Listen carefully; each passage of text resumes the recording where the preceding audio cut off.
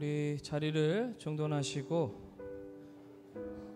하나님 앞에 예배를 올려드릴 건데 첫 오순절에 임하신 그 성령님께서 지금 이 시간 우리 가운데 동일하게 역사하실 것을 믿으며 한 성령 안에서 우리의 모습은 다르지만 하나 된 우리의 모습으로 함께 찬양으로 나아갔으면 합니다. 우리 기대라는 찬양 하나님께 영광 올려드리면서 고백하며 나아가겠습니다.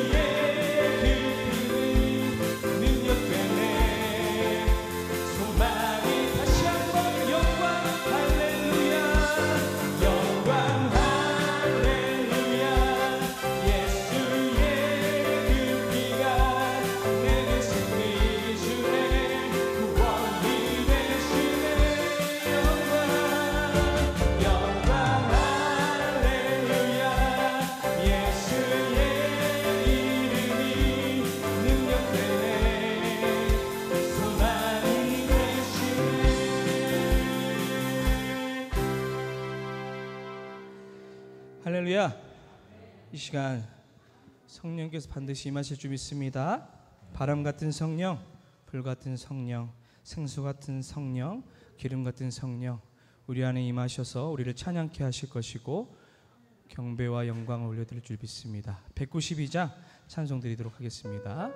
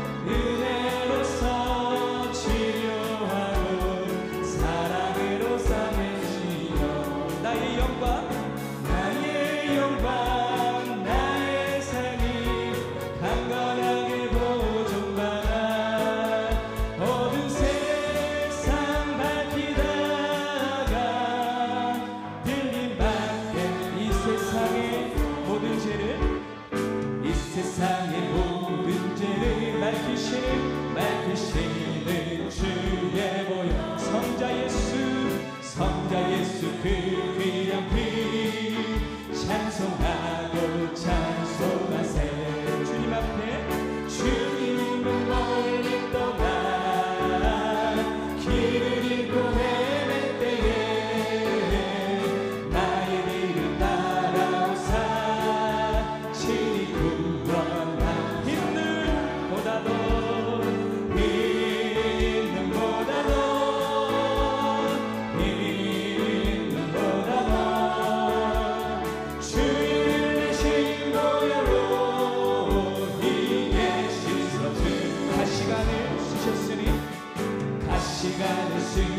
되었으니 피로 물금을 드셨고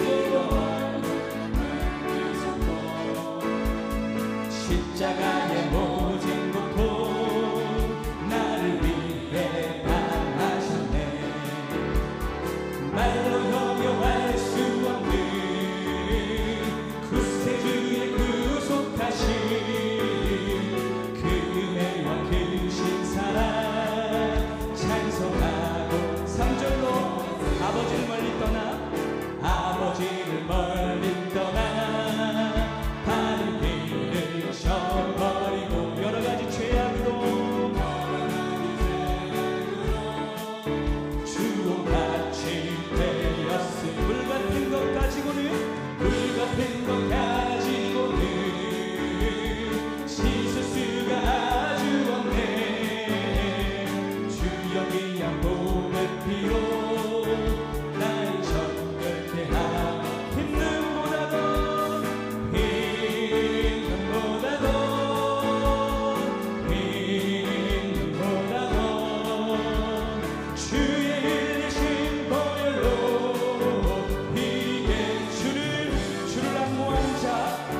주를 악무한 자 올라가 독수리같이 모든 싸움 이기고 근심 걱정 벗으는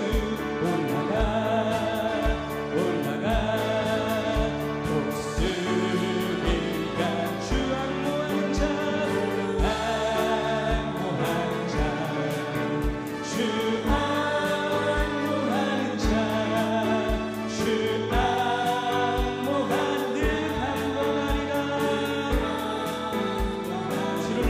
자 주를 악무한 자 걸어가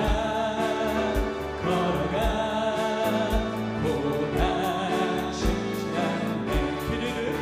길을 잃은 양떼를 두루 찾아다니며 걸어가 보다 않네. 주 악무한 자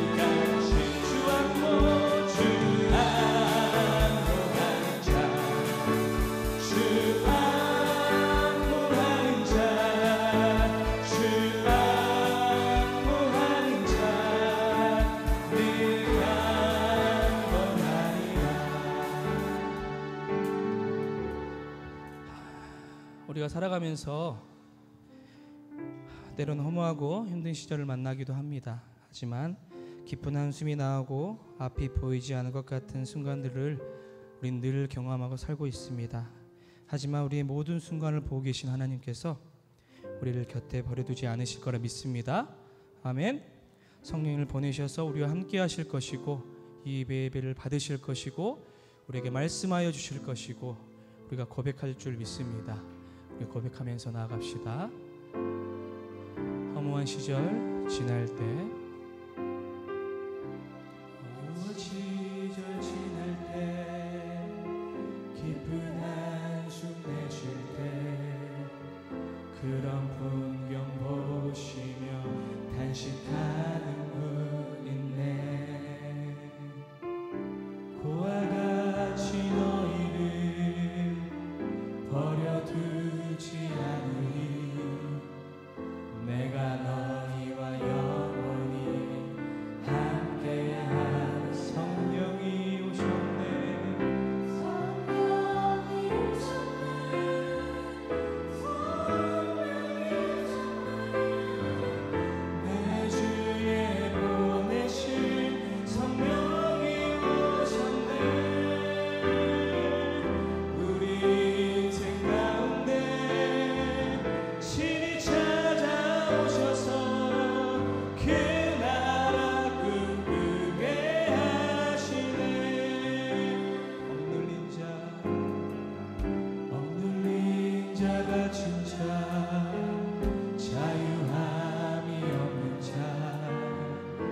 피난처가 되신 성령님 계시네.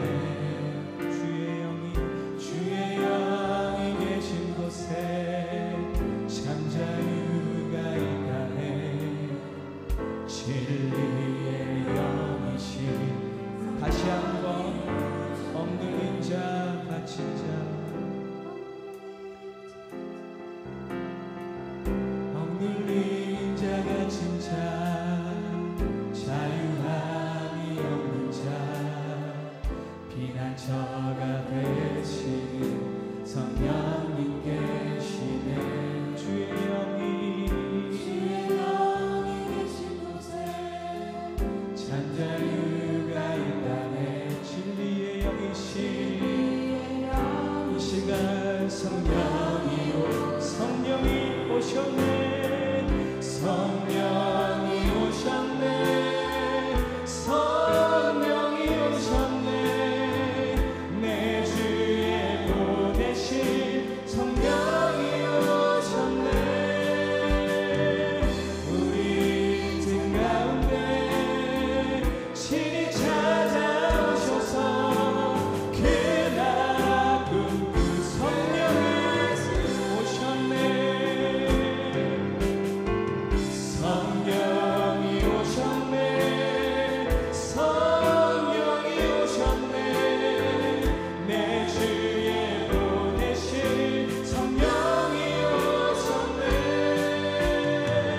우리 인생 가운데 친히 찾아오셔서 그 나라 꿈꾸게 하라. 이 시간 우리 한번 기도하겠습니다. 첫 번째로는 신령과 진정으로 주님 앞에서는 예배가 되게 기도해 주시고 우리의 찬양과 기도가 형식에 지치지 않고 진심으로 주님을 만나는 시간이 되기 위해서 기도해 주시고, 두 번째는 말라기서를 선포해 주실 저희 목사님을 향하여서 성령님께서 그의 입술을 통하여 생명의 말씀이 흘러나오도록 우리 마음 가슴 가운데 불붙는 역사가 이 시간 있게 해달라고 기도해 주시고, 세 번째로는 우리가 모두가 두렵고 떨리는 마음으로 하나님 말씀을 순종하며 받을 수 있는 귀한 시간 될 수 있도록 그 말씀을 받고 우리의 삶 가운데 실천과 도전이 될 수 있는 시간 될 수 있도록 우리 주여 한번 외치시면서 합심하며 기도하며 나아가겠습니다. 주여, 아버지 하나님께서 우리를 불러주시고 주님을 영광을 올려드리며 나아가오니 이 찬양과 경배를 받아주시옵소서. 우리와 함께하여 주실 것을 믿습니다. 더 나아가서 말씀을 선포해 주실 저희 목사님을 향하여서 성령의 도심을 통하여서 생명의 말씀들이 선포되어질 때에 아버지 능력의 말씀들로 선포되어지게 하여 주시옵시고 하나님이 말씀하시는 것처럼 말씀하시게 하여 주시옵소서. 우리 안에 말씀을 받을 때에 아버지 하나님 순종하는 마음을 더하게 하여 주시고 그 말씀 가운데 은혜를 더하게 하여 주시며 아버지 그 말씀 가운데 우리의 삶을 살아낼 수 있는 말씀들로 도전되어질 수 있는 시간으로 아버지 하나님 채워주실 것을 믿으며 이 모든 기도 하나님께 올려드리니 역사하여 주시고 우리 안에 거하여 주시옵소서. 언제나 감사드리며 이 모든 기도 살아계신 예수님의 이름으로 기도드립니다. 우리 다 일어나셔서 우리 찬송과 우리 구장을 드리면서 우리 하나님 앞에 나가시겠습니다.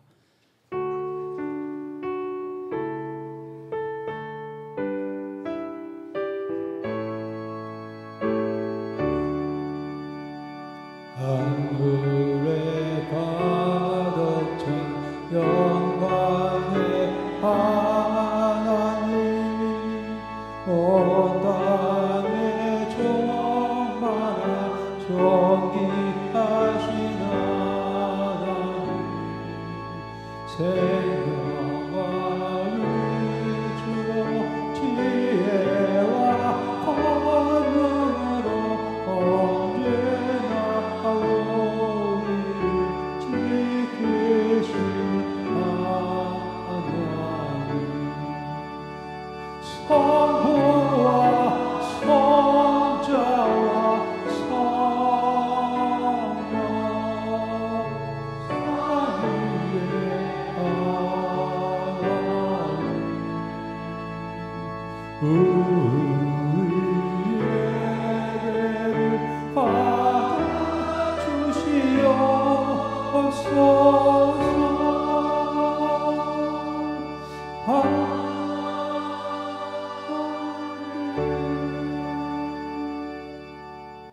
사도신경으로 우리의 신앙을 고백하겠습니다. 전능하사 천지를 만드신 하나님 아버지를 내가 믿사오니 그의 아들 우리 주 예수 그리스도를 믿사오니 이는 성령으로 잉태하사 동정녀 마리아에게 나시고 본디오 빌라도에게 고난을 받으사 십자가에 못 박혀 죽으시고 장사한 지 사흘 만에 죽은 자 가운데서 다시 살아나시며 하늘에 오르사 전능하신 하나님 저리로서 산자와 죽은 자를 심판하러 오시리라. 성령을 믿사 거룩한 공의와 성도가 서로 교통하는 것과 죄를 사해 주시는 것과 몸이 다히 사는 것과 영원히 사는 것을 믿사옵나이다. 아멘. 성시를 함께 교독합니다. 우리 교독문은 68번 이사야서 40장에서 교독합니다.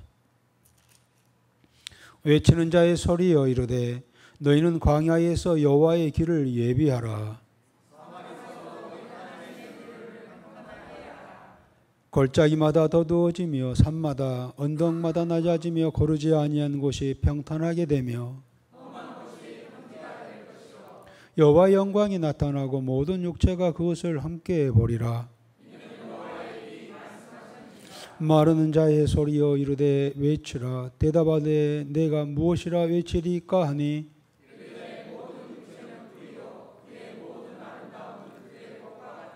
풀은 마르고 꽃이 시듬은 여호와의 기운이 그 위에 불미라. 이 백성은 실로 불이로다.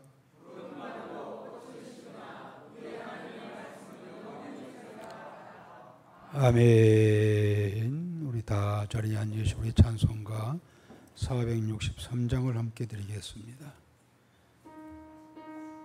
들으시고 우리 김희한 장로님 기도해 주시겠습니다.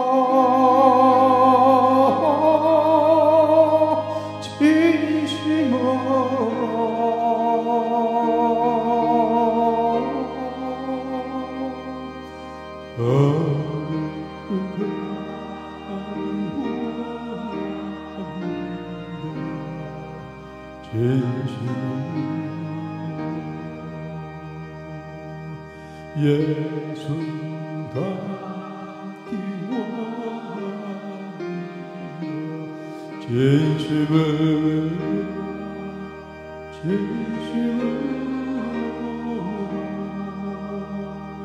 예수 닿기 원합니다. 예수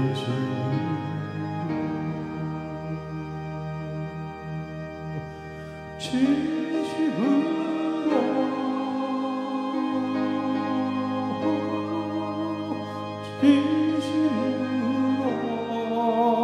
원합니다. 진심으로 예수 닮기 원합니다. 예수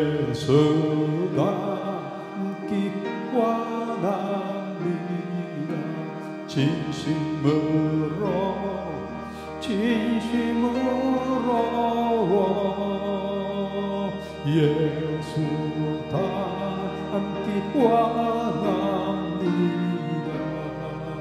진심으로 예수 닮기 원합니다.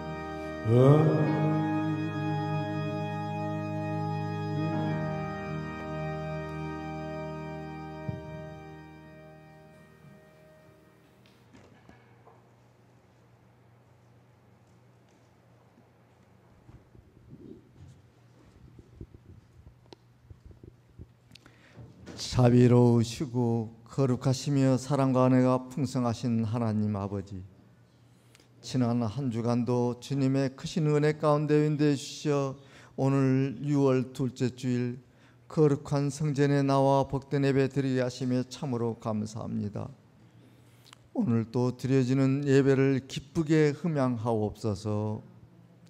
사랑의 하나님 아버지, 이처럼 주님의 크신 사랑과 은혜도 여전히 나약하고 부족하고 어리석은 저희들이기에 주님의 참사랑을 헤아리지도 못한 채 자신의 교만과 자만으로 살아온 저희들입니다. 주님, 저희를 긍휼히 여기시어 천하의 왕이시고 만하의 왕이신 예수님의 공의로우신 성품을 닮아가며 실천하는 저희 모두가 되게 하옵소서. 이 나라와 이 민족을 사랑하여 주신 주님, 이번에 주님의 인도하심과 크신 은혜로 선출된 이 나라의 대통령을 축복하여 주시고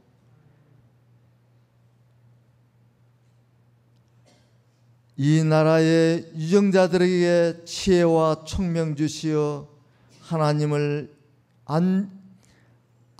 인정하고 하나님의 은혜를 구하는 자로서 이 나라가 안정되고 백성들이 잘 사는 복된 우리나라가 되게 하여 주시옵소서. 지금도 세계 오지에서 수고 봉사 헌신하고 계신 선교사님들이 있습니다. 주님께서 늘 그들과 함께 하여 주시어 선교 사역에 어려움 없게 하여 주시고 직접 가보지는 못해도 기도와 물질을 들여 선교 사역에 동참하는 우리 모두가 되게 하옵소서. 우리 샘선능교회를 사랑하시어 이곳에 세우시고 은혜 가운데 인도하여 주심에 감사합니다. 때를 따라 양식을 나누어 주는 복된 자가 되자라는 표를 앞세워 하나님 나라 세워나가는데 귀하고 복된 교회 되게 하옵시고 이곳에 출입하는 모든 이들이 하늘의 벽을 듬뿍 받아 누리는 복된 자들 되게 하옵소서. 이 시간 진리의 말씀 대은선파실 담임 목사님께 영육간의 강건함 주시고 선한 목자의 본이 되게 하시고 말라기 1장 말씀 선포하실 때 힘들고 지친 몸을 이끌고 난 우리 샘선능교회 모두가 새 힘을 공급받아 고통 중에 있는 자가 위로함 받고 아픈 자가 치료함 받고 막혔던 통로가 뚫어지고 열리고 회복되는 역사가 이 시간 이곳에 나타나게 하옵소서.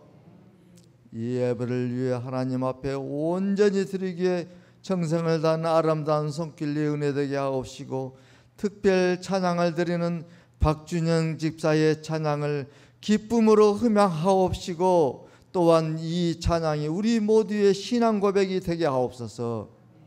감사드리며 오직 사랑으로 인도하시고 다시 오시겠다고 약속하신 예수님의 이름으로 기도합니다.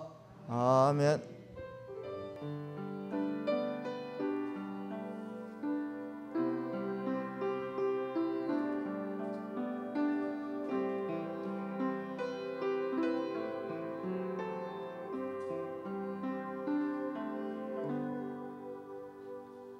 간구 말씀드립니다.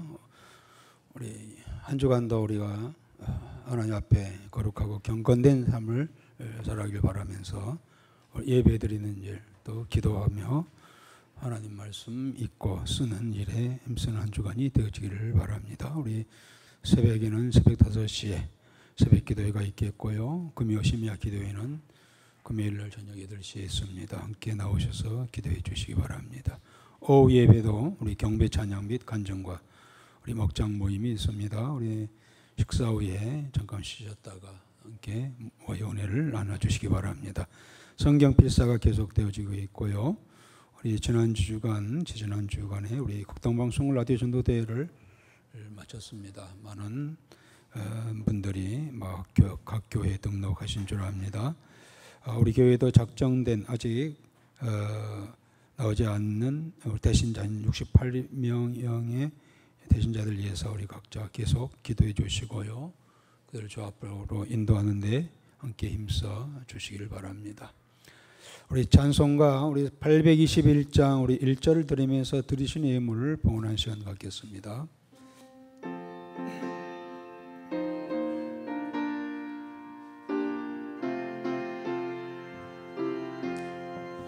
날 배속하신 예수께 내 생명 모두 드리니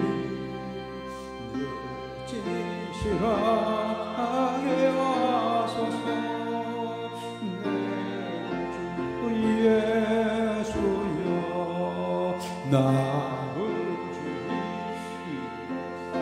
주이시라. 내 기쁨은 한량 없으니 내 발길이 인도하소서. 내 구주 예수여 아멘. 예물서 기도합니다. 아버지 하나님, 오늘 이와 같이 주의 전에 나오며 정성된 예물 준비하여 드려지는 손길들이 있어 시간에 봉헌합니다. 11조 예물 드리는 최가백 유주의 집사님 가정과 이승우 장현미 권사님 가정과 조우영 박혜리 집사님 가정과 강순자 집사님 가정이 각각 11조 예물을 드렸나이다. 주께서 저희들에게 은혜 주시고 또한 물질도 주셨습니다. 모든 것이 주께로부터 왔음을 고백하며 그 중에 10의 하나를 주 앞에 드리며 경배하는 저들을 복되게 하여 주시고 저들의 남은 삶의 물질고가 비지 아니하도록 행여라도 저들의 물질고가 터진 웅덩이가 되지 아니하도록 늘 채우시는 귀한 은혜 허락하여 주옵소서. 여기까지 인도하신 주의 은혜를 감사하여 이수연 집사님, 우리 박계향 권사님, 윤정희 집사님, 이정근 김정미 집사님, 한희숙 집사님, 배미자 집사님과 김재숙 집사님, 김미자 집사님, 김태영 정혜숙 집사님 가정과 이장진 조주선 집사님 가정 함께 예물을 드리며 감사하였나이다.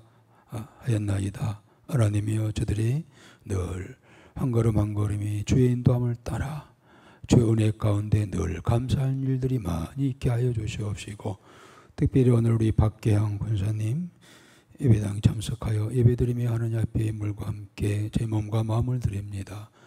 귀한 자를 주께서 보내셨사오니 주의 몸된 교회에 한 공동체가 되게 하시고 한 가족이 되게 하여 주시어서 천국 가는 날까지 함께 이루어가며 격려하며 함께 나가는 귀한 우리 권사님 되게 하여 주시고 이전에 나와서 예배드리고 또한 기도할 때마다 하나님이 하늘문을 여시고 우리 박 권사님 가정에 복을 내려주시고 우리 박 권사님에게 건강도 허락하여 주옵소서. 1,000번째 주정 드리면서 간절히 기도하는 그런 기도의 제목들도 있사오니 하나님이여 기억하여 주시고 가장 귀한 것으로 저희들에게 허락하신 귀한 은혜도 허락하여 주시옵소서. 임을 맡아 관리하는 우리 재정부위에 함께 하시고 수고하는 우리 재정부 위원들을 복되게 하여 주옵소서. 예수님의 이름으로 축복하며 기도드리옵나이다. 아멘. 우리 하나님의 말씀은 우리 말라기서에서 함께 보겠습니다. 우리 말라기서 우리 1장입니다. 말라기서 1장 우리 6절에 있는 말씀 우리 다 같이 읽도록 하겠습니다. 말라기서 1장 6절 우리 다 같이 읽도록 하겠습니다. 내 이름을 멸시하는 제사장들아, 나 만군의 여호와가 너희에게 이르기를 아들은 그 아버지를 종은 그 주인을 공경하나니 내가 아버지일진데 나를 공경함이 어디 있느냐? 내가 주인일진데 나를 두려워함이 어디 있느냐? 하나 너희는 이르기를 우리가 어떻게 주의 이름을 멸시하였나이까 하는도다. 아멘. 우리 박준영 집사님 찬양이 있겠습니다. 할렐루야. 창문이라는 제목의 찬양입니다. 제목에서도 제목만 이제 보셔도 아시다시피 빛 대신 하나님을 그 어두운 세상에 비추는 우리 창문이 되자라는 내용의 가사 찬양입니다. 깨끗한 창문으로 살아야 하는데 그 깨끗하게 살기가 참 어렵습니다. 때로는 이제 창문인지 문인지 모를 정도로 살아갈 때도 있지만 그래도 하나님께서 도우시고 또 하나님께서 승리하심을 믿고 그렇게 성결하고 정결하게 살아가는 제가 돼야 되겠다, 그런 은혜를 많이 받았던 찬양입니다. 하나님께 찬양으로 영광 돌리겠습니다.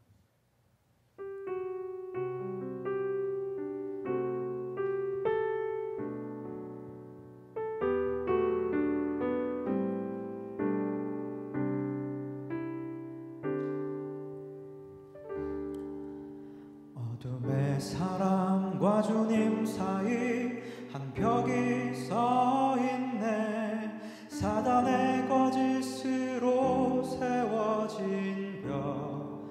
그러나 하나님의 사랑은 어둠을 물리치네. 우리가 그 벽의 창문이 될 때 우린 창문, 우릴 통해 세상이 예수를 보내. 우리를 부르셨네. 우린 창문, 우릴 열어 그 사랑 세상에 전해. 그의 빛을 밝게 비추리. 우린 창문, 세상을 향한.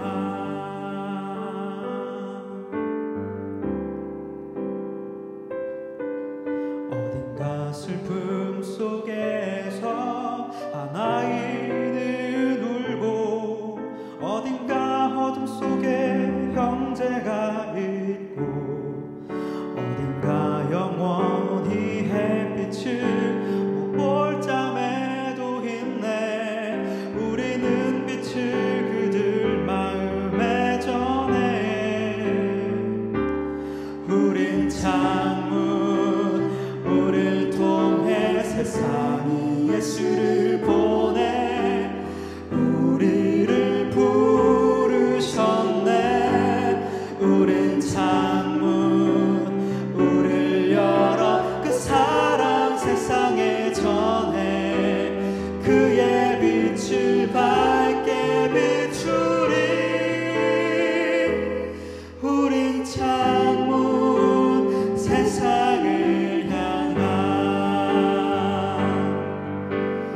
큰 외로운 영혼 공허한 마음 상한 감정 가지고 우리를 통해 예수를 볼 때 그들은 찾으리.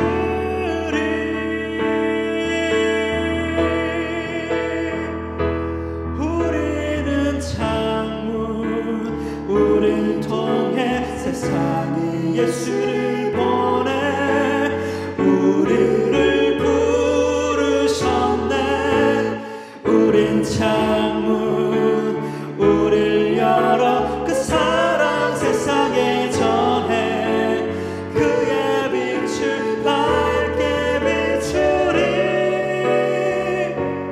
우린 창문, 세상을 위한.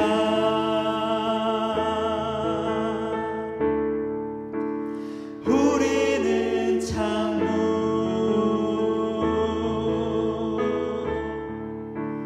세상을 위한.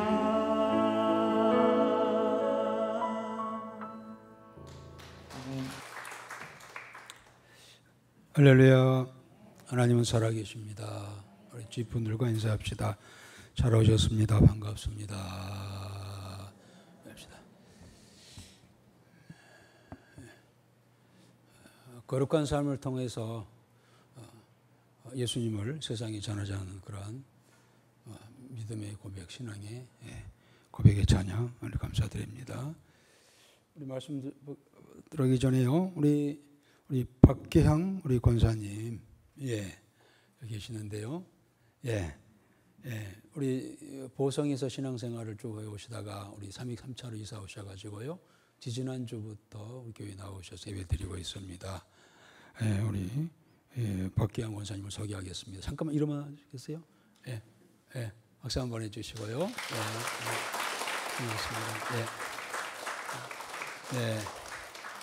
고맙습니다. 우리 함께 이어서 기도해 주시고 관심 가져주시고 우리가 또 힘들다 어려울 때 함께 격려하며 위로하며 또 믿음의 길을 같이 가는 우리 권사님 되어지기를 바라겠습니다. 오늘 말씀은 우리 말라기서입니다. 우리 말라기서는 구약 39권 중에 마지막 책이고요. 또 소선지서 12권 중에 마지막 책이 되겠습니다. 이 말라기서는 이제 이스라엘 백성들이 바벨론 포로 생활 후에 1차로 스룹바벨을 중심으로 해서 일차가 돌아온 후에 돌아와서 성전을 지은 후에 성전 재건이죠. 후에 쓰여졌습니다. 이스라엘 사람들은요, 백성들은 바벨론에서 포로 생활을 하다가 다시 고국으로 돌아왔어요. 얼마나 감사한지 하나님 앞에 감격을 했습니다. 돌아와서 그들이 맨 처음 했던 일이 뭡니까? 그들은 허물어진 성전을 다시 재건했던 것이죠. 그러나 성전을 짓다가 안팎으로 여러 가지 어려움과 시련, 방해거리가 있어가지고 16년 정도 멈췄어요. 그때 다시 학개 선지자가 성전을 지어야 한다. 우리 힘내서 성전을 다시 재건하자. 성전을 재건해야 하나님께서 복을 주신다라고 그렇게 격려하며 또 예언을 하지요. 또 스가랴 선지자도 성전의 영광을 보고 앞으로 이제 이 성전을 짓도록 영광스러운 성전을 짓도록 그렇게 격려했습니다. 자, 그래서 백성들이 힘을 합하여 힘을 내어 재건에 들어갔고 4년에 걸쳐서 허물어진 성전을 다시 재건을 했습니다. 무려 성전 짓기 시작한 지 20년 만에 완공이 되었던 것이죠. 스룹바벨 성전이요. 자, 그들은 성전을 지은 후에 참 감격을 했습니다. 감격적인 일이죠. 성전을 재건했으니. 그리고 성전을 지은 후 40여 년이 흘렀습니다. 자, 그들의 기대는 성전을 지은 후에 하나님께서 우리에게 경제적으로 정치적으로 하나님께서 큰 복을 주실 것을 기대했어요. 그러나 그런 기대와는 달리 현실은 그렇게 달라지지 아니했습니다.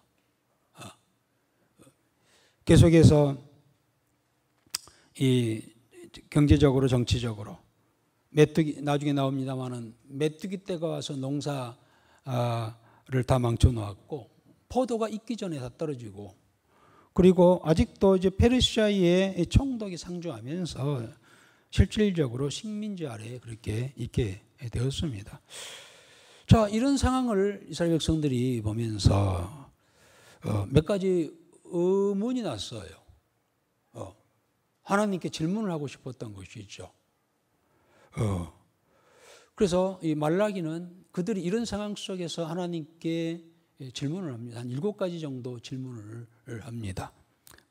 그 7가지 중에서 오늘 1장에는 2가지의 질문이라고 해도 항의죠. 하나님께 항의하는 내용이죠. 첫 번째는 하나님이 살아계시다고 한다면 이런 가운데 있는 우리를 진짜 사랑하신 겁니까? 말씀마다 선지자들이 하는 말마다 하나님 우리를 사랑하신다라고 하는데 정말 우리를 사랑하시냐는 겁니다. 하시는 겁니까? 라고 묻습니다. 두 번째는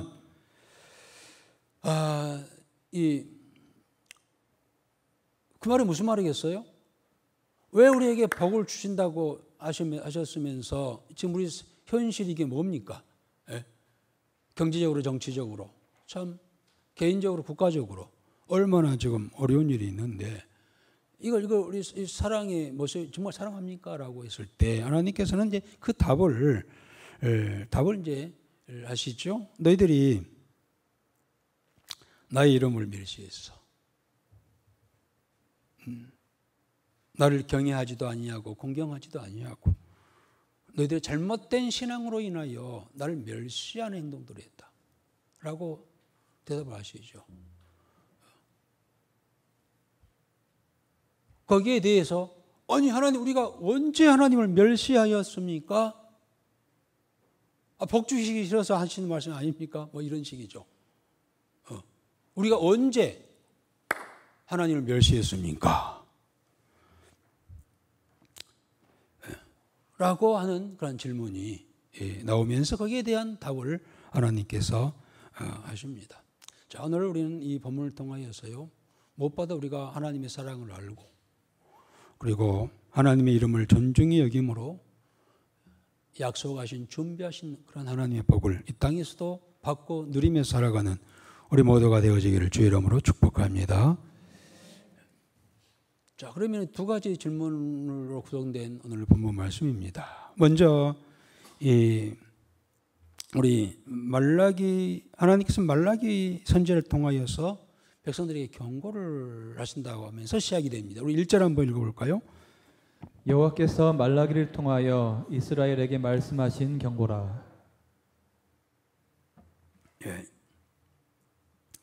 자, 하나님께서 경고하십니다. 예, 그러한 의심, 그러한 불만, 그러한 불평을 가지고 있는 그들 향하여 일단 내가 너희를 경고한다.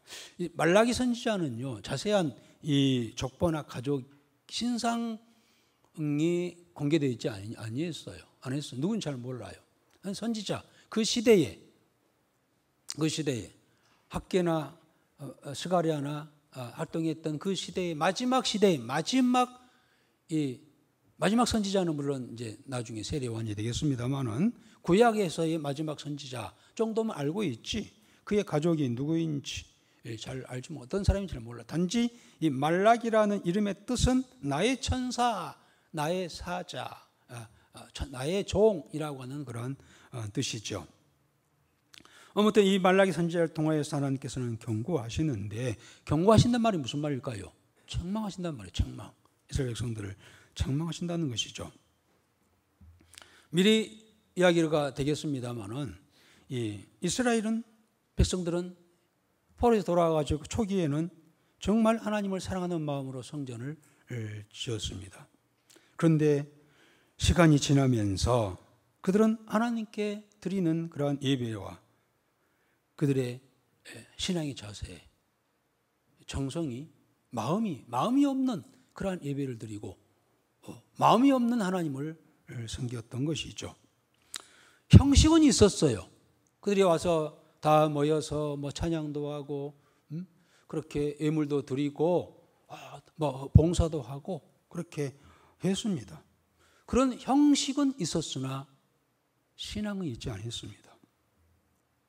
나중에 나옵니다마는 그들이 가지고 온 하나님께 드린다고 하는 드린 예물이 병든 것, 저는 것 이런 것들, 이 남은 것, 이런 거, 정성이 없는, 마음이 없는 그러한 제물이었습니다. 하나님께서는 이러한 모습을 보시고 너희들의 그 행동은 나를 멸시하는 죄다라고 책망을 하시죠. 거기에 대한 이제 경고를 하신다 하면서 1절이 시작합니다. 자, 그래서 이제 그들이 첫 번째 질문을 2절과 3절에서 합니다. 우리 함께 읽어보겠습니다. 2절 3절입니다. 여호와께서 이르시되 내가 너희를 사랑하였노라 하나 너희는 이르기를 주께서 어떻게 우리를 사랑하셨나이까 하는도다. 나 여호와가 말하노라 에서는 야곱의 형이 아니냐.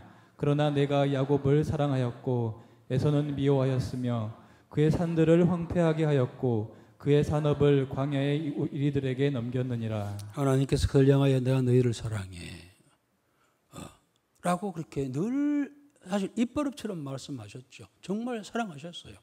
그런데 여기에 대해서 이스라엘 백성들은 현재 상황을 보면서 지금 이런 상황 속에 있는 저희들을 하나님 사랑하신다고요? 정말 사랑하십니까? 라고 그렇게 묻습니다. 이 물음은 오늘 말라기서에서 7개의 질문 중에 첫 번째 질문이 되고 있습니다만은 무슨 말입니까? 하나님께서 우리를 사랑하신다고 하는데 사랑의 방식이 마음에 안 든다는 거예요.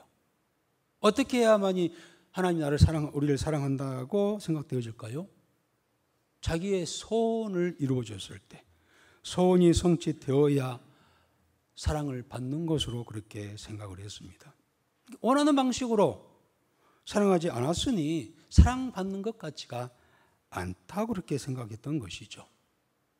경제적으로도 풍요해지고 또 정치적으로도 독립을 해서 하나님께서 우리를 사랑하셔서 이와 같이 풍성함을 주셨고 우리를 자유함을 주셨어 라고 해야 하나님 우리를 사랑하신다 라고 그렇게 생각이 되어질 텐데 지금 상황이 나중에 나옵니다마는 밭을 갈고 싹이 났는데 이 병충해가 와서 다 죽이고 메뚜기 떼가 와가지고 다 피해를 주었고 또 여전히 페르시아의 식민지가 되어 있는 상황,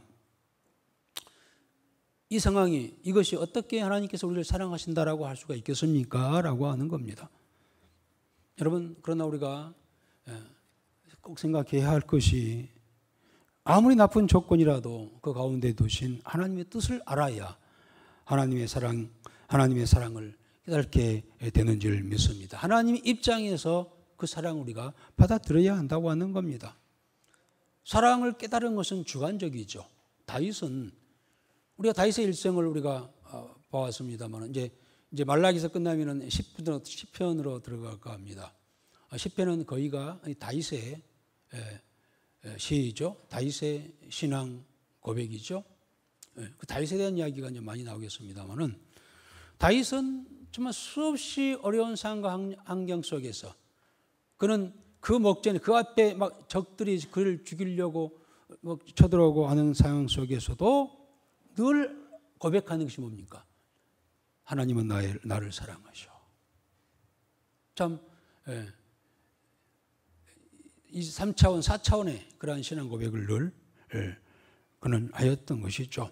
여러분, 사람이요 영적으로 병이 들면 사랑을 깨닫지 못합니다. 오히려 원망하고 불평만 하게 되지요. 여러분, 우리가 하나님께서 우리의 소원을 다 들어주지 않는 것도요 때로는 사랑이라고 하는 것을 우리가 깨달아야 할 줄 압니다. 일본의 유명한 신앙의 선배인 우찌무라 간조라고 하는 사람은 죽기 전에 임종 직전에 그런 고백을 합니다. 감사를 합니다. 그 감사의 내용 중에 하나가 하나님께서 내 소원을 들어주지 않는 것을 감사한다고 했습니다. 내 소원을 다 들어주셨으면 오늘의 내가 있을 수 없었다고 그렇게 하면서 하나님이 나의 소원을 다, 내 기도를 다 들어주지 않는 것을 감사했다는 겁니다. 여러분, 우리가 기도할 때 기도를 했고 원하는 바 소원이 있다 할지라도 그 소원을 하나님께서 다 들어주지 않는 것도 사랑일 수 있다고 하는 사실을 깨달는 우리 모두가 되어지기를 주 여러분으로 축복합니다. 여러분, 사실 그래요. 우찌무라 간조도 그랬습니다만은 기도하는 대로 말하고 원하고 바라는 모든 소원을 다 들어줬다면은요, 절대 그는 하나님 앞에 있지 않았을 거예요. 지금도 여러분들 참 죄송합니다만은 여러분들이 다 모든 것이 다 이루어졌고 모든 것 소원이 다 이루어졌다고 했을 때 여기에 있겠어요? 어제는 토요일, 그전에는 금요일 3일간 연휴였잖아요.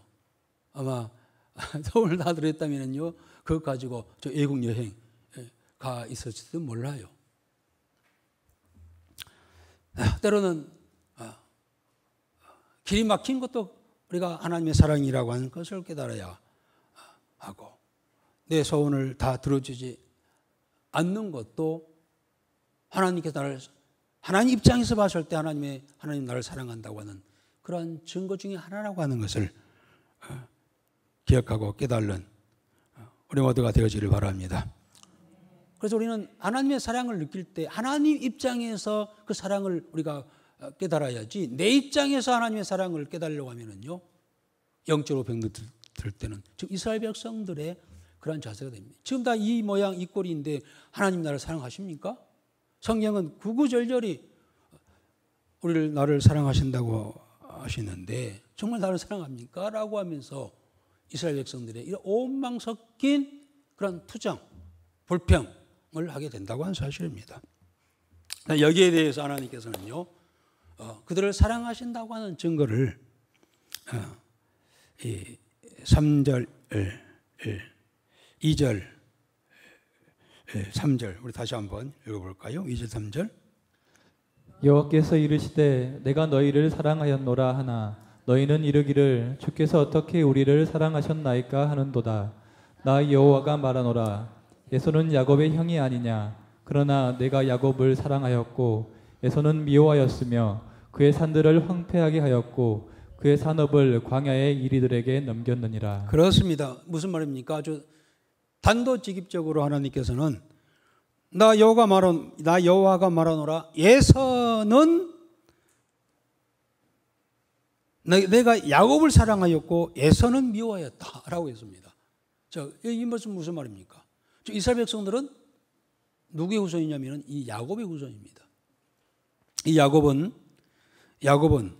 그의 부모인 이삭과 리브가의 가정에서 이삭이 결혼했는데요, 아이가 없었어요.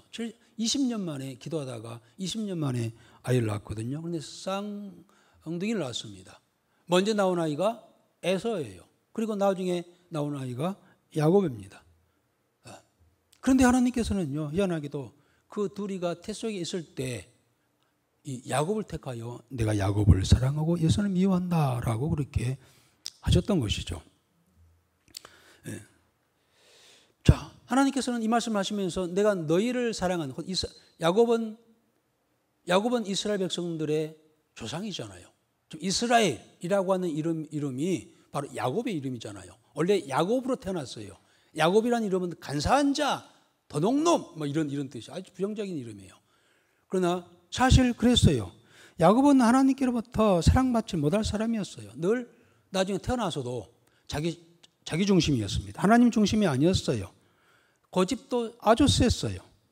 그가 어려울 때 하나님께 기도했어요. 소원 기도를 했어요. 하나님, 내가 돌아왔을 때는 나를 복을 주셔서 돌아왔을 때는 여기다가 내가 단을 쌓고 하나님의 성전을 건축하겠습니다 하고 베들에서 그렇게 했잖아요. 그래서 하나님께서 그에게 20년 후에 큰 복을 주었지만은요, 돌아왔을 때는 잊어버렸어요. 하나님 그 신앙이 힘들고 어려울 때는 하나님 앞에 막 그렇게 마치 거래하듯이 했다가 좀 좋아지면은 내팽개치는 그런 아주 간사한 자였어요. 그러나 하나님께서는 깨닫게 해가지고 10년 후에 소원을 갖게 했습니다만은 그래도 하나님께서는 그를 변화되기까지 사랑을 하셨습니다. 어쨌든 야곱은 그런 자예요. 그런데 이 나중에 그가 이제 변화받고 하나님 이름 바꿔주셨잖아요. 뭐라 바꿔줬나요? 야곱을 이스라엘로 바꿔줬어요. 이스라엘의 이름. 그래서 야곱이라는 이름은 간사한 자, 속이는 자, 도둑놈 뭐 이런 말인데 그가 변화받고 나서는 완전히 바뀌었죠. 황태자라고 하는 이스라엘이라고 하는 황태자라고 하는 이름으로 바꿔주었습니다. 그래서 지금도 저 유대 민족을 갖다가 이스라엘 백성 이렇게 이야기합니다. 그래서 하나님께서는 내가 너희들을 대가했다. 두 형제가 있었지만은 에서는 내 미워하고 야곱은 내가 사랑하였다. 그것 자체가 사랑의 증거 아니냐. 그런데 이제 야곱은 그 과정에서 많은 어려움과 고난이 있었습니다. 여러분, 하나님께서는 사랑하는 자에게 고난도 주십니다. 환난도 주십니다. 이스라엘 민족에게 역사 속에 많은 환난과 고난이 있었습니다. 이스라엘 민족처럼 고난이 많은 민족은 없을 정도로 우리가 구약 성경이 이스라엘 백성의 역사 아닙니까? 엄청난 그런 어려움을 고난을 받고 왔습니다만은 그러나 하나님께서는 이스라엘의 그러한 고난은 심판이 아니라 징계였어요. 여러분, 하나님께서는요 자신을 사랑하는 자, 하나님이 사랑하는 자에게는 징계하시지요. 그 징계도 감당할 만큼만 택하여 사랑하는 자들에게도 징계를 주십니다. 오히려 더 징계를 자주 줘요. 더 많이 줘요. 더 크게 줘요. 그러나 그건 심판이 아니라 사랑의 징계예요. 또 감당할 만큼만 주시는 것을 우리 성경을 통하여서 우리가 보고 옵니다. 절대로 하나님의 택한 백성은, 사랑하는 자는 결코 징계는 받아도 망하지 않는다는 거예요. 애굽에서 이스라엘 백성은 400년 동안 종살이 했잖아요. 그러나 그들은 망하지 않았어요. 바벨론에서 무려 70년 동안 포로 생활을 했지만은요 사라지지 않았어요. 망하지 않았습니다. 그리고 지금까지 그 후로 2500년 지금 현 시대까지 저 이스라엘 백성들은요 수많은 그러한 식민지의 억압을 받고 로마의 그 당시에는 또 억압을 받고 또 흩어져서 각 나라에 대한 미움받고 근세 현세 역사 속에 유대인들이 얼마나 많은 그러한 어려움을 당했습니까? 그러나 결코 망하지 않습니다. 없어지지 않는다는 거예요. 오히려 그 민족 야곱의 후손을 통하여서 하나님께서는 메시아를 보내시는 그러한 은혜도 주시죠. 지금도 이스라엘은 모든 민족 중에 뛰어난 민족, 세계 제일의 그러한 민족으로 세워져 가고 있습니다. 사실 세상을 지금 저 미국 트럼프가 대통령이 움직이고 있는 것 같지만은요, 진짜 미국을 움직이는 세력은요 유대인들이에요. 자, 그래서 하나님께서는 이스라엘 백성들을 내가 야곱을 사랑했다, 사랑한다. 이것이 그 무엇보다도 큰 사랑의 증거가 아니냐.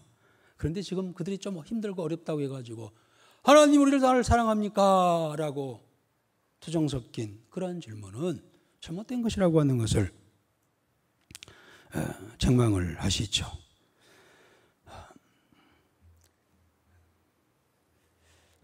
반면에 하나님께서는 에돔에 대한 이야기를 하죠. 에서의 후손이죠. 에서의 큰아들이 되겠습니다만 에돔 미워한다고 했잖아요. 거기에 대해서 4절과 5절 읽어봅시다. 에돔은 말하기를 우리가 무너뜨림을 당하였으나 황폐된 곳을 다시 쌓으리라 하거니와 나 만군의 여호와는 이르노라. 그들은 쌓을지라도 나는 헐리라. 사람들이 그들을 일컬어 악한 지역이라 할 것이요 여호와의 영원한 진노를 받은 백성이라 할 것이며 너희는 눈으로 보고 이르기를 여호와께서는 이스라엘 지역 밖에서도 크시다 하리라. 내가 사랑하여 택한 야곱은, 곧 이스라엘은 내가 그런 시련과 어려움과 그러한 이 징계는 했지만은 절대 버리지 않아, 망하지 않아. 지금도 꿋꿋하게 살아가고 있지만은 에돔 어떻게 됐을까? 에돔은 말하기를 우리가 무너뜨림을 당하였으나 황폐한 곳을 다시 쌓으리라 라고 하면서 그들은 비록 그들이 쓰러졌으나 황폐한 곳 다시 세우겠다고 하는 그런 장담을 하고 있습니다. 에돔은 교만하는 거죠. 자기들이 살아계신 하나님을 믿지 아니고 자기 힘을 믿고 어디까지든지 우리가 힘을 합하여 나를 세우겠다 라고 그렇게 호언장담을 하지만, 그러나 하나님께서는 여호와가 이르노라 그들은 싸울지라도 나는 헐리라 라고 그렇게 말씀합니다. 그래서 결국 이 에서의 후손들, 에돔 족속들은요 역사 속에 사라지고 말았어요. 나중에 이제 그들이 주변 국가에 다 흡수돼 가지고 그 민족이 다 또 여러 유대인들에게 흡수되고 동화되고 주변 국가에 흡수돼 가지고 에돔이라는 나라는 사라지고 말았습니다. 여러분, 하나님을 믿는 자들에게는 고난도 훈련이지만, 그러나 믿지 않는 자들에게는 고난 자체가 바로 심판이었음을 우리가 알 수가 있습니다. 그래서 하나님께서는 이 역사의 예를 들면서 그들의 첫 번째 질문, 하나님 우리 나를 사랑합니까? 라고 했을 때 이 야곱과 에서의 시례를 들면서 아직까지 내가 너희를 사랑하고 있다라고 그렇게 대답을 하십니다. 두 번째입니다. 두 번째는 두 번째 질문이 이제 6절부터 마지막 절까지 나오고 있습니다만은 그겁니다. 그들이 우리가 언제 하나님을 멸시했습니까? 하나님 그렇게 왜 우리에게 복을 주시지 않습니까? 성전도 지었고 또 택한 민족 하나님 사랑하신다고 한다면 하나님께서 우리에게 복을 주셔야 되지 않겠습니까? 그러나 이 상황은 지금 뭡니까? 라고 했을 때 하나님께서는 너희가 나를 멸시하였다 라고 그렇게 말씀합니다.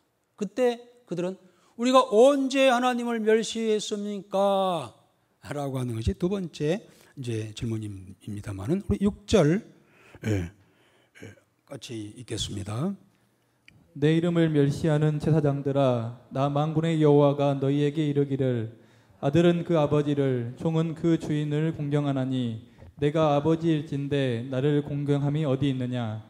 내가 주인일진데 나를 두려움이 어디 있느냐 하나 너희는 이르기를 우리가 어떻게 주의 이름을 멸시하였나이까 하는도다. 그렇습니다. 한마디로 하나님께서는 이스라엘 사랑하신다라고 거듭 말씀하시면서, 그런데 이스라엘은 복을 받지 못했습니다. 그 이유는 말씀하시죠. 크신 하나님을 공경하지 않고 멸시하였기 때문이다라고 하는 겁니다. 공경이라고 하는 게 뭘까요? 공경이라고 하는 것은요, 사랑함으로 그를 높이고 경외하는, 찬양하고 감사하고 또 그의 말씀에 순종하는 것이 바로 이 공경이에요. 우리가 부모를 공경하라, 또 우리 효자는 누굴까요? 누구에게 효자라고 할까요? 아침 저녁으로 늘 고기 사다 드리고 뭐 이런 아들 자녀가 효자일까요? 뭐 그런 것도 효도일 수도 있겠습니다만은 가장 큰 효도는 뭘까요? 효자는 어떤 자일까요? 장로님, 두 자녀가 있는데 우리 두 자녀는 딸은 효녀야 라고 했을 때 못 보고 효녀라고 하셨을 것 같아요. 여러 가지 있겠지만 못 봐도 그래, 내 말에 순종해. 순종이라고 해요. 순종. 부모의 말에 순종하는 거, 이것이 가장 큰 효도, 이거 부모를 공경하는 겁니다. 근데 한마디로 너희가 나를 공경하지 않았다. 이 말은 하나님의 말씀을 듣지 않았어요. 또 내가 주인일진데 나를 두려워함이 어디 있느냐라고 합니다. 두려워하지 않았어. 하나님을 두려워하지 않았어요. 물론 이 두렵단 말은 하나님 무서워가지고 뭐 노예적인 그런 공포가 아니라 하나님을 공경함에 있어서 여러분 효자들은요 부모를 공경해요. 곧 그 말은 부모를 어렵게 생각해요. 어렵게 생각한다는 것이 뭐 이렇게 뭐 거리를 두고 한다는 것이 아니라 이 부모이기 때문에 그의 말씀에 언제든지 듣고자 하는 그러한 자세, 이것을 두려움으로 이렇게 표현합니다만은 하나님을 두려워한다는 것은 뭘까요? 심판하신 하나님을 기쁨으로 두려워하는 이 두려움입니다. 그런데 그런 게 없었어. 경거망동한 거예요. 하나님 앞에. 여러분, 이 우리 신앙생활에 있어서요, 공경과 두려워하는 것은요, 아주 중요한 우리 신앙의 요소들입니다. 하나님을 공경해야 합니다. 다른 말하면 하나님을 경외해야 한다는 것이 있죠. 또 두려워할 줄 알아야 돼요. 내가 이렇게 잘못하면은 하나님께서는 심판의 하나님은 징계할 수밖에 없어 라고 하는 그러한 어려움이 있어야, 두려움이 있어야 돼요. 경거망동해서는 안 된다는 겁니다. 사실 우리가 하나님 앞에서 잘못할 때마다 하나님께서 해처리를 든다면요, 아마 살아남을 사람 없을 거예요.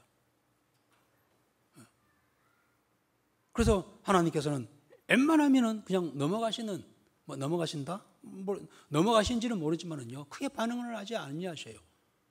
그것 때문에 우리는 함부로 그 앞에서 경거망동한 그런 행동을 할 때가 많죠. 하나님께서는 아들도 아버지를, 종은 그 주인을 공경하나니 내가 아버지일진데 나를 공경함이 어디 있느냐? 내가 주인일진데 나를 두려워함이 어디 있느냐? 지금 이스라엘 백성들은 하나님을 공경하지도 않고 두려워하지도 않았다는 거예요. 그것은 하나님을 멸시하는 일이다. 시작을 내 이름을 멸시하는 자들아, 제사장들아, 이렇게 시작하지 않습니까? 이 말을 듣고 있던 백성들이, 제사장들이 우리가 어떻게 하는 것이 멸시일까? 우리가 멸시했을까? 그게 뭘까라고 궁금증과 함께 저항하고자 하는 그러한 마음에 질문을 합니다. 그 질문이 6절 하반절에 나옵니다만, 우리가 어떻게 주의 이름을 멸시하였나이까? 우리는 적어도 돌아오자마자 힘들고 어렵지만 성전도 드렸지 않습니까? 그리고 성전에서 우리가 제사도 예배도 드리고 했지 않습니까? 11조도 드렸습니다. 봉사도 했어요. 그런데 우리가 하나님을 멸시했다니요 라고 하는 이런 분위기예요.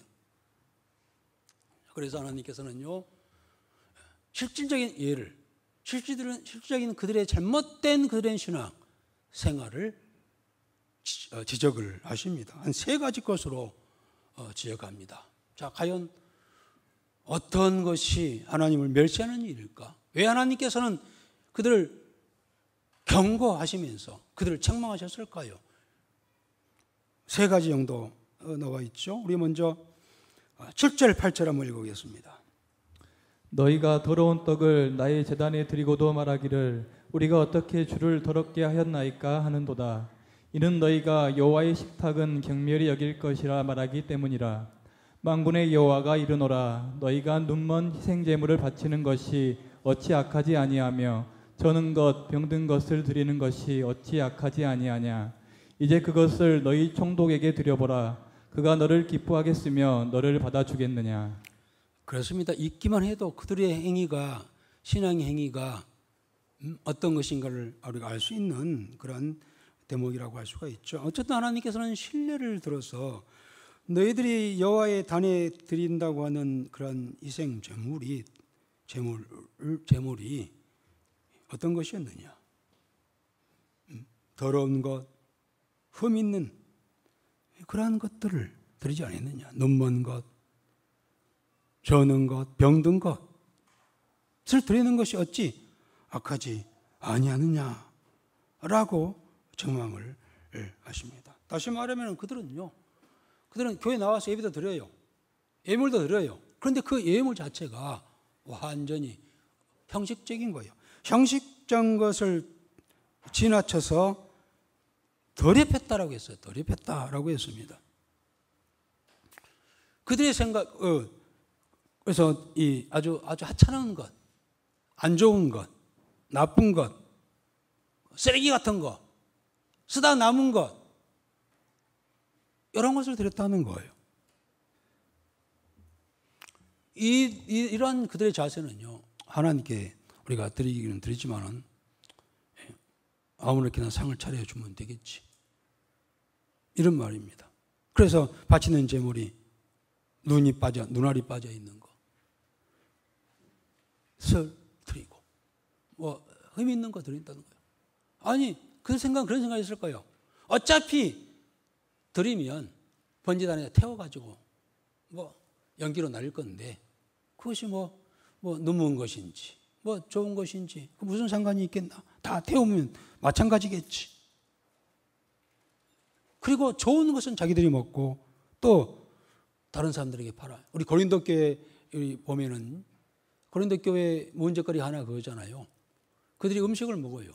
그런데 고기를 먹는데 사람들은 저건 분명히 저 시장에서 저 우상을 섬기던 자들이 우상 섬기다가 남은 거 시장에 판 것을 우리가 사와서 먹고 있어. 우상의 제물이요. 이거 먹어야 돼? 하면서 우상의 제물에 대한 문제가 생겨가지고 논란이 됐잖아요. 그러듯이 그만큼 똑같이 그들이 좋은 것은 자기다가 먹는다든지 또 시장에 내다 팔아서 돈을 산다든지 그렇게 하고 상품 가치가 없는 것만 하나님께 드리는 거예요. 여러분, 우리는 유교 문화 속에 살아왔기 때문에 잘 알고 있습니다만은 귀신한테 이 제사를 드리는 거, 제삿날이 오면은요, 우리 부모들은 조상신 섬긴다고 해가지고 온갖 그 귀한 것, 큰 것, 좋은 거 사잖아요. 과일을 사도 막 크고 비싼 것, 생선을 사더라도 과거에 저희 엄마가 그러더라고. 엄마가 초사을 세운다고 하면서 우리가 흔히 먹지 못한 그 생선 두툼한 생선 사고 떡 시루에다 짜서 시루에다가 시루하고 그다음에 고기도 좋은 거, 과일도 막 크고 세상의 신을 섬기는 자들도 정성을 지극정성하는데 만군의 여호와 하나님을 제사 섬기고 제사한다고 했을 때 하면서 그들은 그와 같이 눈먼 것들, 병든 것들, 하찮은 것들, B급 상품 이런 것들 드리는 그러한 모습이었다고 하는 겁니다.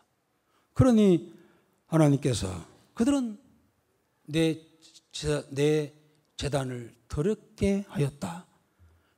물론 그들은 그것도 모르고 어차피 다 태워질 것 이런 생각으로 그렇게 했겠죠. 결국 그들은 하나님을 말로써 멸시하지 아니하고 행동으로 하나님을 멸시하는 그러한 행위는, 그러한 자세는, 그러한 드림은 오히려 하나님을 멸시하는 일이라고 하는 것을 말씀하고 있습니다. 여러분, 우리가 완전하다는 것은 뭡니까? 완전하다는 것은 그들의 정성과 사랑이 담겨 있어야 될 줄 믿습니다. 그들이 하나님 앞에 희생제물로 양이나 소를 드리면 하나님 드십니까? 아니에요. 하나님께서는 받으신 것은 그의 공경하는 마음을 보시고 그 예배를, 그 예물을 받아주시는 줄 믿습니다. 그래서 우리가 제물을 드리고 예물을 드리고 예배를 드리는 것은요, 무엇보다 우리 하나님의 말씀에 따라서 우리의 정성을 다하는, 하나님의 말씀에 순종하는 최상의 것을 드려야 함을 우리에게 말씀하고 계신 줄 믿습니다. 반문합니다. 병든 것 너희 총독에게 갖다 줘봐라. 그 총독이 반가워하겠느냐? 만약에 북한 주민이요, 병든 것을 김정일에게 갖다가 이거 뭐 선물을 갖다 주면은 당장 뭐 사형감일 거예요. 하나님께서는 이런 이 하나님을 공경하는 것을 우리의 생활 속에서 실질적인 면에서 판단하도록 그런 것, 눈먼 것들, 병든 것들 너희 총독에게 갖다 줘봐. 그 좋아하겠느냐? 그런데 하물며 너희들이 만군의 하나님이라고 하는 나에게 나오면서 예물을 드리는 그 예물이 그런 예물이라고 한다면 나를 멸시하는 그런 행동이 아니겠느냐라고 말씀을 책망을 하시는 겁니다. 여러분, 우리는 이런 말씀을 우리 꼭 기다봐 드려야 될 줄 믿습니다. 우리가 하나님께 드릴 때 최상의 것을 드려야 할 줄 압니다. 첫 것, 첫 시간, 첫 열매, 짜투리가 아닙니다. 그래서 저는 새벽기도, 새벽 예배를 드리는 것도 참 힘들어요. 그러나 하루 중에 첫 시간을 드린다는 마음으로 하나님께 드리는 겁니다. 시간을 드리고 몸을 드리고 피곤하고 힘들지만은 하나님께 첫 것, 첫 시간, 짜투리 시간이 아니라 오늘 또 어디 가야 되고 뭐 해야 할 일이 많은데 어쩔 수 없이 나오신 분들도 있을지 모릅니다. 또 어떤 분들은 오늘 계획이 없어. 무슨 계획이 없으니까 교회나 갈까 하고 나오신 분들도 혹시 있을지 몰라요. 짜투리 시간. 우리가 뭐를 하자고 하면은요, 나는 이래서 저래서 시간이 없어. 라고 얼마나 많이 이야기해 왔습니까? 그러니까 하나님께 드리는 것도 이 마음과 정성이 없으면 그와 같이 짜투리 것, 써 남은 것, 병든 것, 유통기한이 다 된 것, 이런 것을 드린다고 한다면 그것은 곧 하나님을 멸시하는 일이 된다는 겁니다. 이것을 보시고 하나님께서 그들에게 복을 주시겠냐는 거예요. 계속 이어집니다. 우리 6번 봅시다. 6번 13절 한번 읽어보겠습니다. 만군의 여호와가 이르노라 너희가 또 말하기를 이 일이 얼마나 번거로운고 하며 코웃음치고 훔친 물건과 저는 것 병든 것을 가져왔느니라. 너희가 이같이 봉헌 물을 가져오니 내가 그것을 너희 손에서 받겠느냐. 이는 여호와의 말이니라. 그렇습니다. 비슷한 이야기가 되겠습니다만은 이 일이 너희가 말하기를 이 일이 얼마나 번거로운고 하며 이 일이 어떤 일입니까? 하나님 앞에 나오는 일, 예배 드리는 일, 예물 드리는 일이 번거롭다라고 생각한다는 거예요. 그래서 오늘 벌써 주일이야, 일요일이야, 오늘 교회 가야 되겠네. 짜증나는 거예요. 실증나는 거예요. 번거롭다 말은 이 짐이 되고 피곤하다는 거예요. 하나님 앞에 나오는 시간이, 예배 시간이, 주일이 이걸로 인하여서 피곤한 일이 된다고 한다면 하나님 것은 그 마음을, 그 자세를, 그 삶을 받아 주시지 않는다는 겁니다. 그들은 하나님께 나오기는 나오지만은 귀찮게 생각하는 그러한 자세라는 겁니다. 왜 그럴까요? 하나님을 향한 그런 공경하는 마음이 없고 두려워하는 마음이 없고 그리고 사랑이 없고 마음이 없으니 예배에 참석하는 것도 귀찮습니다. 그저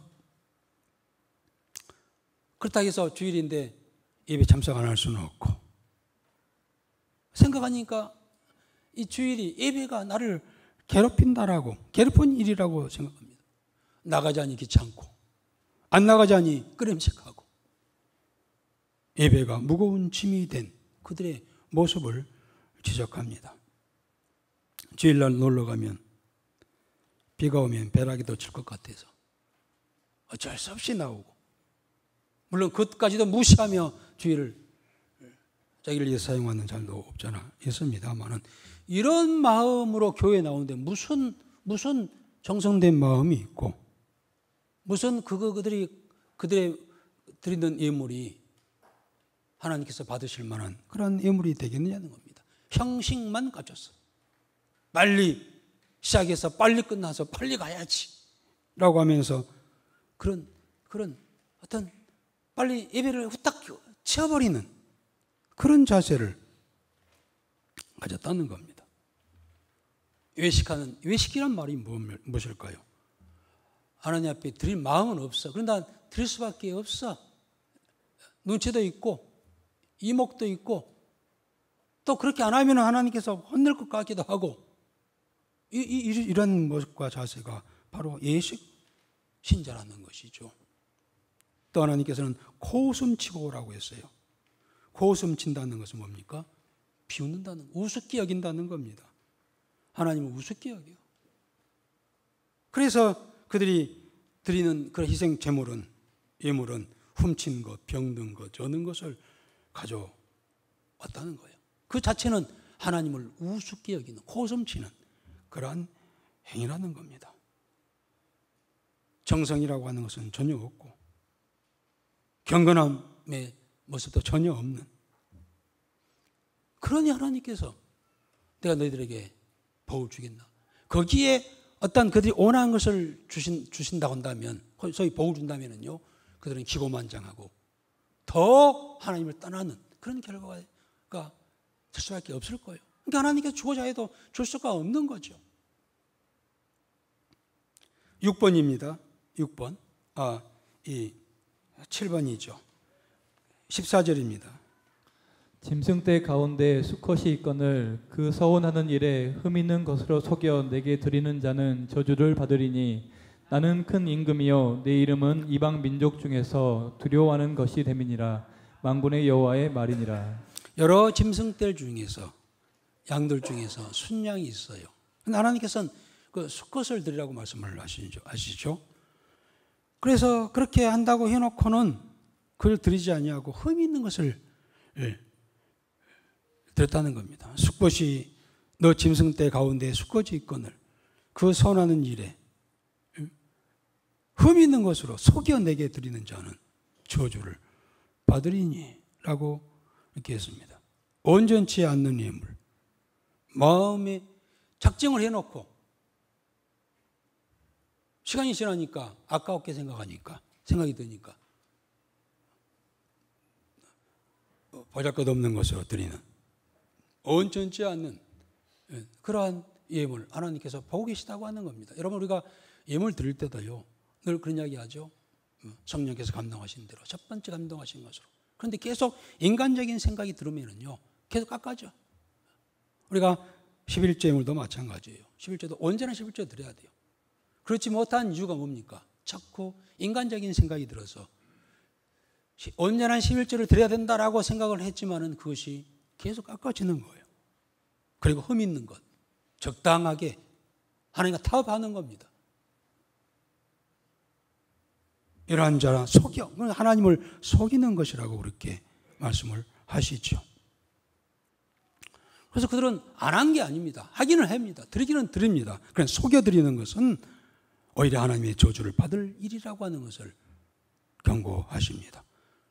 예배 드리다가 하나님께 저주받은 자가 있죠. 가인과 아벨이죠. 가인과 아벨은 똑같이 하나님께 예배 드렸어요.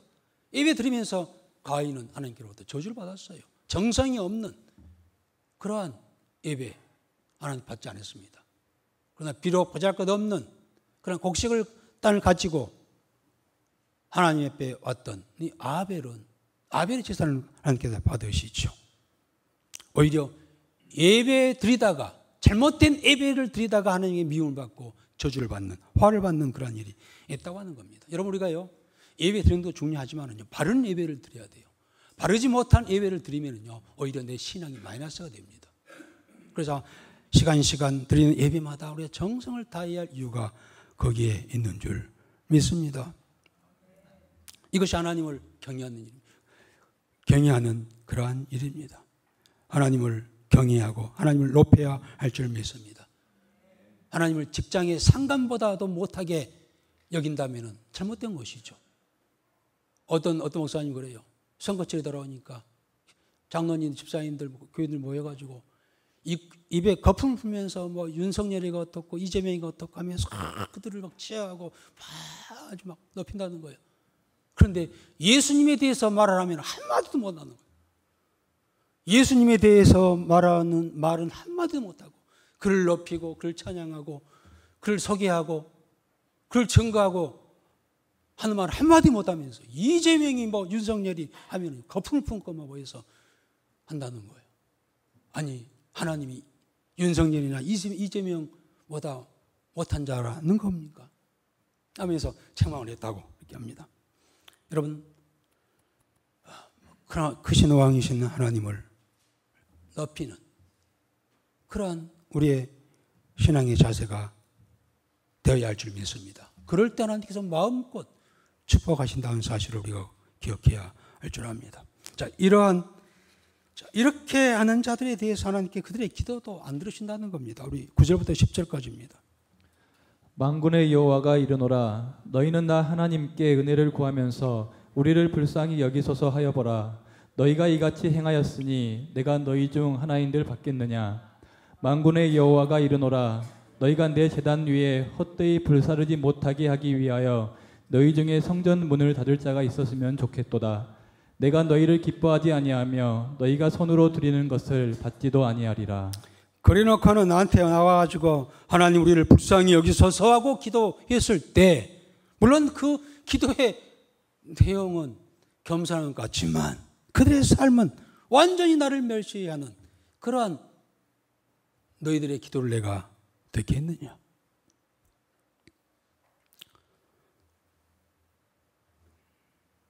여러분, 하나님께 겸손한 듯 드리는 그러한 외식적인 기도 하나님 듣지 아니하신다고 하는 사실을 기억하십시다.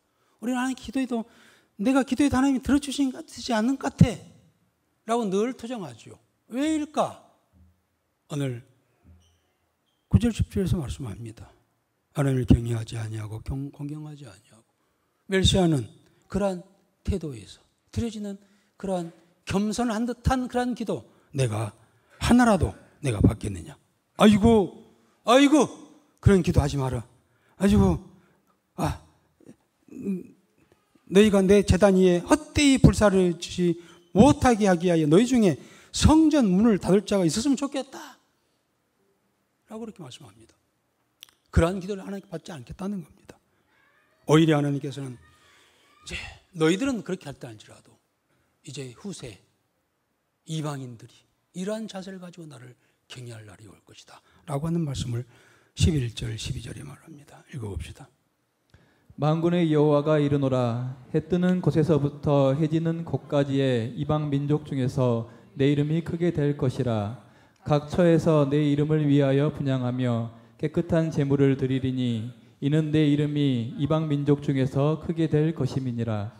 그러나 너희는 말하기를 여호와의 식탁은 더러워졌고 그 위에 있는 과일 곧 먹을 것은 경멸히 여길 것이라 하여 내 이름을 더럽히는도다. 요한복음 4장 23절에 신령과 진정으로 하나님을 예배하는 자 때가 오리라 이렇게 예수님께서 말씀하시죠. 로마서 12장 1절에는 삶에서 자기 몸을 산지서 드리는 그러한 예배를 하나님 진정한 예배로 받으신다라고 그렇게 말씀하고 있습니다. 여러분 우리가 하나님께서 나를 사랑하신다고 하는 사실을 우리가 꼭 기억하십시다. 그 때문에 독생자라도 아낌없이 우리를 주셨습니다. 그 하나님은 천지의 하나님이시고 오늘 말씀에 온 세상의 큰 임금이심을 우리에게 말씀하고 있습니다. 오늘 우리의 그 하나님을 사랑하고 또 살아계신 하나님을 진정한 마음으로 공경하며 경외하며 예배를 드리는 우리 삶이 되어야 할 줄 믿습니다. 그리할 때 우리의 기도를 응답하시고 우리에게 주시고자 하는 하나님의 은혜와 복을 마음껏 주시는 그런 은혜가 있게 될 줄 믿습니다. 기도합니다. 아버지 하나님, 오늘 예배를 통하여서 그 시대의 이스라엘 백성들의 하나님 앞에 나아가는 그런 모습, 잘못된 모습을 하나하나 지적하시면서 오늘 시대에 우리가 하나님을 어떻게 공경하고 경배해야 될 것인지 말씀하셨습니다. 우리의 정성된 마음, 우리의 모든 삶 최우선 만행에 원하신 하나님을 주인으로 모시고 그 앞에 하나님께 원하시는 그러한 예배, 그러한 삶을 살아가다가 하나님께서 준비하시고 예배하시고 약속하신 복을 다 받아 누리며 살아가는 우리 모두가 되게 하옵소서. 예수님의 이름으로 기도드리옵나이다. 아멘. 우리 다 일어나셔서 찬송 살아계신 주 찬양드리겠습니다.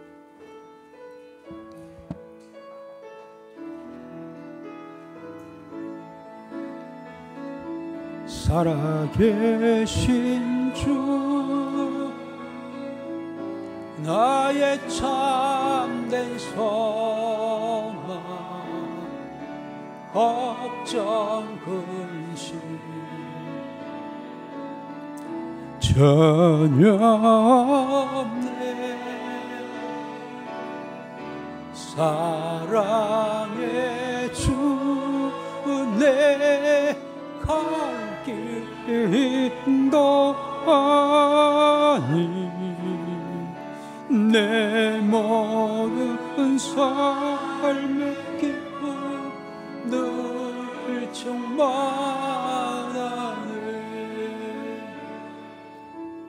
이제는 길과 진리와 생명 되신 예수 그리스도의 은혜와 무한하신 하나님의 사랑하심과 성령님의 감동, 감화, 인도하신 은혜가 오늘 거룩한 주일을 구별하여 주 앞에 나와 정성된 예배를 드리며 우리 나의 예배가 오직 흠없는 제물을 드리는 예배가 되기를 소원하며 돌아가는 저들의 머리에와 저들의 가정과 섬기는 이 교회와 이 나라 이 민족이에 이제부터 영원토록 함께 하시기를 간절히 축원하옵나이다.